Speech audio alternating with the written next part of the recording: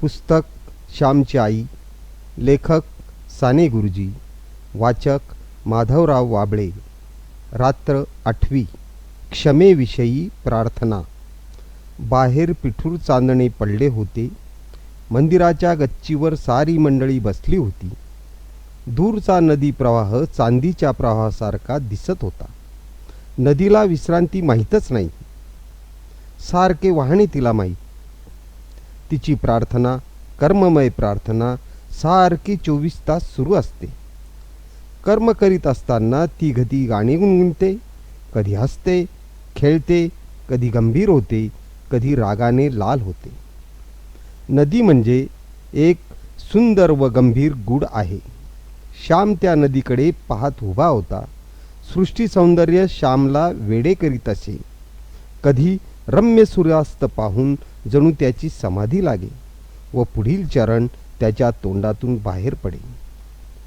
राहुनी गुप्त मागे करीतोसी जादूगिरी, रचितोसी रंगलीला प्रभू तू महान चितारी.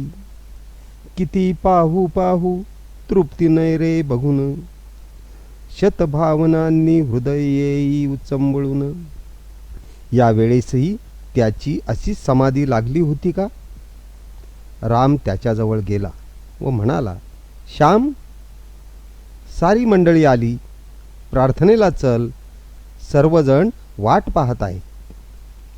हो, मी आपला पाहतच राहिलो, असे म्हणून श्याम त्याच्यासाठी असलेल्या जागेवर जाऊन बसला. प्रार्थना झाली व गोष्टीस सुरुवात झाली. मित्रांनो, प्रत्येक गोष्टीत संस्कृती भरलेली आहे. प्रत्येक जातीची विशिष्ट संस्कृती असते. सर्वांची मिळून राष्ट्रीय संस्कृती होत असते. प्रत्येक चालीरीतीत सुगंध भरलेला आहे, तो ओळखला पाहिजे. आपल्या साऱ्या चालीरीतीत आपण लक्ष घातले पाहिजे.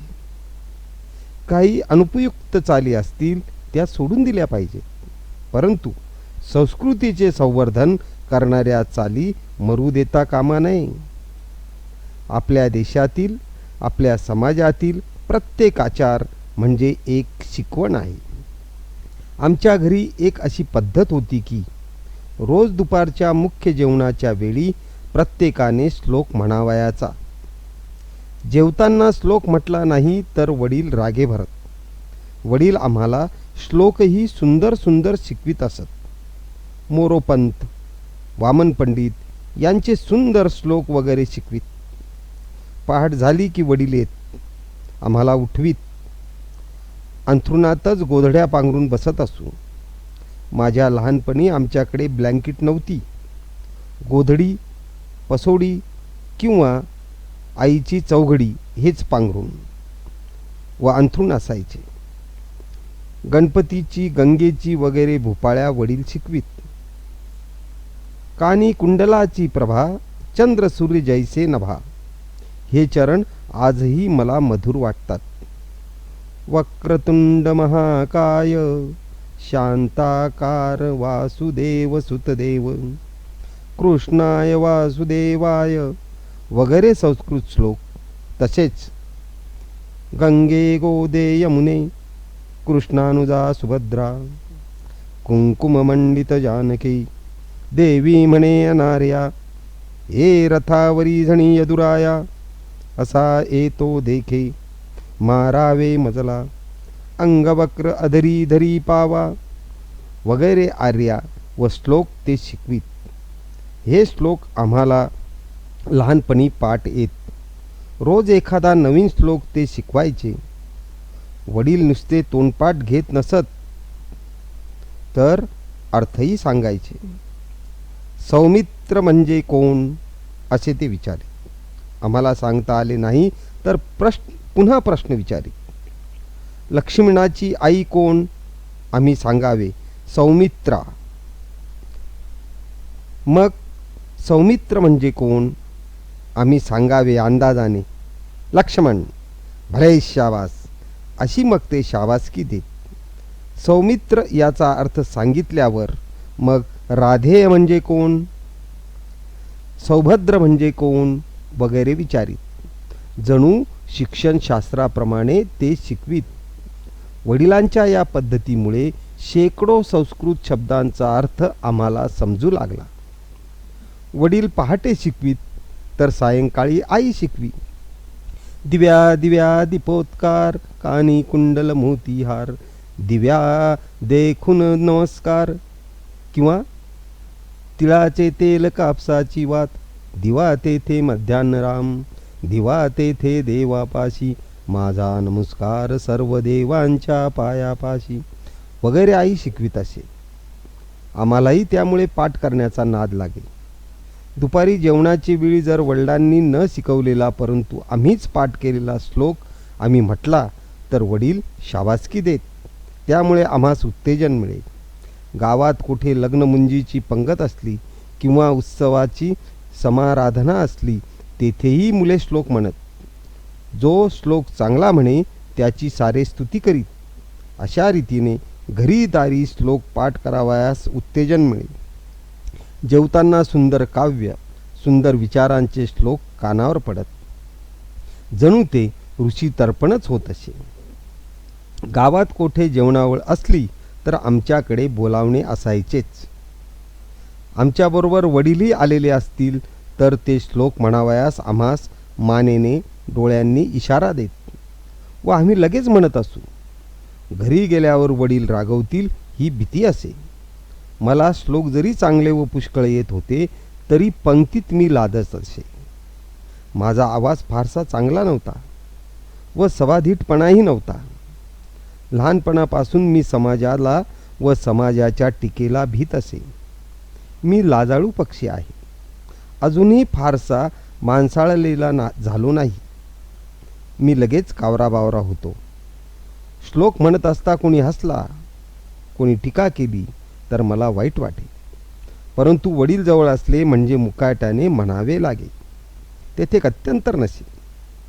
त्या दिवशी गंगू आप्पा ओकांकडे समाराधना होती. त्यांचा आमचा फार घरोबा. आमच्याकडे आमंत्रण होते. माझे वडील बाहेरगावी गेलेले होते. दुसऱ्याच्या घरी जेवावयास जाण्याची मला लहानपणापासूनच लाज वाटत असे. परंतु कोणीतरी गेलेच पाहिजे होते. हजेरी लागलीच पाहिजे. नाहीतर तो उर्मटपणा, माजोरेपणा दिसला असता. त्यांचे मन दुखविले असे झाले असते. वडील घरी नसल्यामुळे माझ्यावर जेवावयास जाण्याची पाळी आली. दुपारी स्नान सांगणे झाले व थोड्या वेळाने मी जेवावयास गेलो. कणे रांगोळ्या घातल्या होत्या. केळीची सुंदर पाने होती. मी एका आगोतलीवर जाऊन बसलो. उदबत्त्यांचा घमघमाट सुटला होता. उन्हाळ्याचे दिवस होते म्हणून पाण्याच्या मोठ्या हंड्यांना बाहेरून फडकी लावली होती व पाण्यात वाळा टाकलेला होता. घरोघरचे कोणी आहे की नाही, का आले नाही याची चौकशी झाली. जो येणार आला नसेल त्याच्याकडे हातात पळी पंचपात्र देऊन एखाद्या मुलाला पाठवण्यात येई. सारी मंडळी आल्यावर पान प्रोक्षोपण झाले व हर हर महादेव होऊन मंडळी जेवावयास बसली. मी मुकाट्याने जेवत होतो. श्लोक म्हणावयास सुरुवात झाली. मुलांनी श्लोक म्हणण्याचा सपाटा चालविला. कोणाकोणाला शाबासकी मिळत होती. बायका वाढीत होत्या. एखाद्या बाईचा मुलगा पंक्तीत जेवत असला तर ती आपल्या मुलाला विचारी, बंड्या श्लोक म्हटला का, म्हण आधी. श्लोक म्हणणे म्हणजे सदाचार व भूषण मानले जाई. श्याम श्लोक म्हणणारे, तुला तर कितीतरी चांगले येतात. तो चैतन्य सुमन नाही तर डिडिम डिडिम डिडनिम म्हण. मला आग्रह होऊ लागला. मला लाज वाटे व म्हणण्याचे धैर्य होईना. बायक्या आहेस अगदी, शेजारचे गोविंद भट म्हणाले. सारे मी ऐकून घेतले. दक्षिणेची दिडकी कढीत घालून मी तिला लख्ख करीत होतो. इतरांच्या म्हणण्याकडे मी लक्ष दिले नाही. एक मुलगा सर्वांचं जेवण होण्याआधीच उठला. त्याच्यावर सर्वांनी तोंड सुख घेतले. आधी उठणे म्हणजे पंक्तीचा अपमान असे समजण्यात येईल. जेवणे झाली. सर्व मंडळी उठली. मी सुपारी वगैरे खातच नसे. वडील फार रागवत सुपारी खाल्ली तर. विद्यार्थ्याने सुपारी बिडा खाऊ नये अशी चाल होती. मी घरी आलो. शनिवार असल्यामुळे 2 प्रहरी शाळेला सुट्टी होती. आईने विचारले, काय रे होते जेवायला? भाज्या कसल्या केल्या होत्या? मी सारी हकीकत सांगितली. आईने विचारले, श्लोक म्हटलास की नाही? आता काय उत्तर देणार? एका खोट्यास दुसरे खोटे पाऊल टाकले की ते सारावयास तिसरे खोटे पाऊल टाकावे लागते. पाप पापास वाढवित असते, दृढमूल करीत असते. आईला मी खोटेच सांगितले. श्लोक म्हटला. आईने पुन्हा विचारले, कोणता म्हटलास? तो म्हटलेला लोकांना आवडला का? पुन्हा मी खोटे सांगितले. नेत्री 2 हिरे प्रकाश पसरे हा श्लोक म्हटला. माझ्या वडिलांना हा श्लोक फार आवडत असे व तो आहेही गोड. मी सारा म्हणून दाखवू का? नेत्री 2 हिरे प्रकाश पसरे अत्यंत ते साजिरे. माथा सेंदूर पाझरे वरी बरे दुर्वांकुराचे तुरे. माझे चित्तविरे मनोरथ पुरे देखुनी चिंता हरे. गोसावी सुत वासुदेव कवीरे त्या मोर्याला स्मरे. मी आईला हे सारे खोटे सांगत होतो. तोच शेजारची मुले आली. एकमेकांच्या खोड्या करायच्या, एकमेकांची उणी पाहायची, एकमेकास मार बसवायचा हा मुलांचा स्वभाव असतो. शेजारचे बंड्या बन्या वासू सारे आले व आईला म्हणाले, यशोदा काकू, तुमच्या श्यामने आज श्लोक नाही म्हटला. सारे त्याला म्हण म्हण असे सांगत होते, परंतु याने म्हटलाच नाही. श्यामनेच मला शिकविलेला भरुनी गगन ताटी शुद्ध नक्षत्र रत्ने तो मी म्हटला व मला शाबासकी मिळाली असे वासू म्हणाला. गोविंदा म्हणाला, असा येता देखे रतनिकट तो श्यामला हरी हा मी म्हटला. नरसू अण्णांनी मला शाबासकी दिली. आई मला म्हणाली, श्याम, मला फसविलेस, खोटे बोललास. श्लोक म्हटला म्हणून मला सांगितले. बन्या म्हणाला, श्याम, केव्हा रे म्हटलास? बन्या म्हणाला, अरे त्याने मनात म्हटला असेल, तो आपल्याला कसा ऐकू येईल? बंड्या म्हणाला, पण देवाने तर ऐकला असेल. मुले माझी थट्टा करीत निघून गेली. मुले म्हणजे गावातील न्यायाधीशच. कोणाचे काही लपू देणार नाहीत. गावातील सर्वांची बिंगे चव्हाट्यावर आणणारी वर्तमानपत्रेच ती. मला आई म्हणाली, श्याम, तू श्लोक म्हटला नाहीस, ही एक चूक, व खोटे बोललास ही तर फार भयंकर चूक. देवाच्या पाया पड व म्हण, मी पुन्हा असे खोटे बोलणार नाही. मी मुखस्तंभ तेथे उभा होतो. आई पुन्हा म्हणाली, जा, देवाच्या पाया पड, नाहीतर घरी येऊ देत. त्यांना सांगेन, मग मार बसेल, बोलणी खावी लागतील. मी जागचा हल्लो नाही. मला वाटले आई वडिलास सांगणार नाही, ती विसरून जाईल. आजचा राग उद्या कमी होईल. आई पुन्हा म्हणाली, नाही ना ऐकत? बर, मी आता बोलत नाही. वडील रात्रीसच परगावून आले होते. रोजच्याप्रमाणे ते पहाटे उठावयास आले. त्यांनी भोपाळ्या सांगितल्या. आम्ही म्हटल्या. वडिलांनी मला विचारले, श्याम, काल कोणता श्लोक म्हटलास? आई ताक करीत होती. तिची सावली भिंतीवर नाचत होती. उभे राहून ताक करावे लागे. मोठा डेरा होता. माथ्यासुद्धा मोठा होता. आईने एकदम ताक करावायचे थांबविले व ती म्हणाली, श्यामने काल श्लोक म्हटला नाही. मला मात्र खोटे चिवून सांगितले की म्हटला. परंतु शेजारच्या मुलांनी सारी खरी हकीकत सांगितली.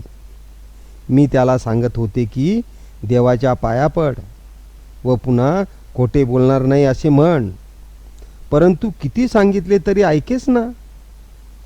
वडिलांनी ऐकले व रागाने म्हटले, होय का रे, ओठ, उठतोस की नाही? त्या भिंतीजवळ उभा राहा. श्लोक म्हटलास का काल? वडिलांचा राग पाहून मी घाबरलो. मी रडत रडत म्हटले, नाही म्हटला. मग खोटे का सांगितलेस? 100दा तुला सांगितले आहे की खोटे बोलू नये म्हणून. वडिलांचा राग व आवाज वाढत होता. मी कापत कापत म्हटले, आता नाही पुन्हा खोटे बोलणार. आणि ती देवाच्या पाया पड म्हणून सांगत होती तर ऐकले नाहीस? आईबापांचे ऐकावे हे माहीत नाही वाटते. माजलास होय तू? वडील आता उठून मारणार असे वाटू लागले. मी रडत रडत आईजवळ गेलो व आईच्या पायावर डोके ठेवले. माझे कढत कढत अश्रू तिच्या पायावर पडले. आई, मी चुकलो, मला क्षमा कर, असे मी म्हटले. आईच्याने बोलवेना. ती वात्सल्यमूर्ती होती. विरघळलेल्या ढेकळाप्रमाणे माझी स्थिती झालेली पाहून तिला वाईट वाटले. परंतु स्वतःच्या भावना आवरून ती म्हणाली, देवाच्या पाया पड. पुन्हा खोटे बोलण्याची बुद्धी देऊ नकोस असे त्याला प्रार्थना सांग. मी देवाजवळ उभा राहिलो. स्फुंदत स्फुंदत देवाला प्रार्थून लोटांगण घातले. नंतर मी पुन्हा भिंतीजवळ जाऊन उभा राहिलो. वडिलांचा राग मावळला होता. ये इकडे, असे ते म्हणाले. मी त्यांच्याजवळ गेलो. त्यांनी मला जवळ घेतले. पाठीवरून हात फिरवीत ते म्हणाले, जा आता, शाळा आहे ना? मी म्हटले, आज रविवार, आज सुट्टी आहे. वडील म्हणाले, मग जरा नीज हवा तर. का शेतावर येतोस माझ्याबरोबर? पत्रावळींना पाणी पण आणू? मी होय म्हटले. वडिलांचा स्वभाव मोठा हुशार होता. त्यांनी एकदम सारे वातावरण बदलले. रागाचे ढग गेले व प्रेमाचा प्रकाश पसरला. जसे काही झालेच नाही. आम्ही बापलेक शेतावर गेलो. माझी आई मूर्तिमंत प्रेम होती. तरी वेळप्रसंगी ती कठोर होत असे. तिच्या कठोरपणातच खरे प्रेम होते, खरी माया होती. कधी कठोर प्रेमाने तर कधी गोड प्रेमाने ती या श्यामला, आम्हा सर्वांना वागवीत होती. कधी ती प्रेमाने थोपटी तर कधी प्रेमाने धोपटी. दोन्ही प्रकारांनी ती मला आकार देत होती.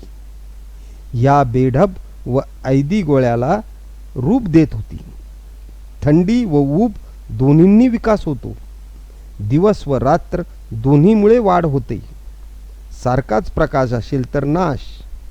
म्हणून एका कवितेत म्हटले आहे, करुणी माता अनुराग राग, विकसवी बाळ मना विभाग.